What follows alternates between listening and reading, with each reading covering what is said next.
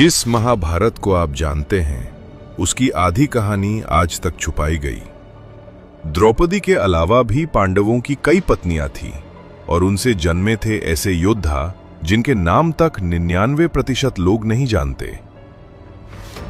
जब भी महाभारत की बात होती है सबको सिर्फ द्रौपदी याद आती हैं, लेकिन सच ये है पांचों पांडवों की और भी पत्नियां थीं और उनसे जन्मे थे महान योद्धा पुत्र।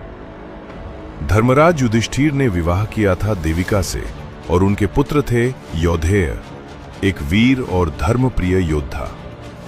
भीम और हिडिंबी की कथा तो सब जानते हैं, उनसे जन्म हुआ महाबली घटोत्कच का। लेकिन बहुत कम लोग जानते हैं कि भीम की एक और पत्नी भी थी, बलंधरा, काशी की राजकुमारी, जिनसे उनका एक और पुत्र हुआ। अब बात करते हैं अर्जुन की, जिनके जीवन में 3 महान स्त्रियां आईं। पहली नाग कन्या उलूपी, जिनसे जन्म हुआ वीर इरावन का।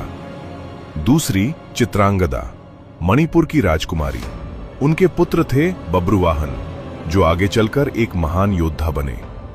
और तीसरी थी सुभद्रा, कृष्णा की बहन, जिनसे जन्म हुआ वीर अभिमन्यु का, जिसकी वीरता आज भी अमर है।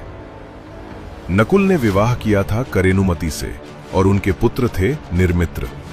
वहीं सहदेव की पत्नी थी विजया और उनके पुत्र थे सुहोत्र। फिर आया महाभारत का सबसे कठिन समय, वनवास, जहां सब बदल गया।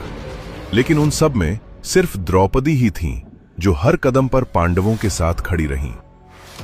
महाभारत सिर्फ युद्ध की कथा नहीं, ये रिश्तों, बलिदानों और अनसुने पात्रों की कहानी भी है, जिनके नाम समय के साथ धुंधले पड़ गए। अगर आपको भी महाभारत के ये अनसुने रहस्य अद्भुत लगे तो कमेंट में लिखिए जय श्री कृष्णा और इस कहानी को शेयर कीजिए।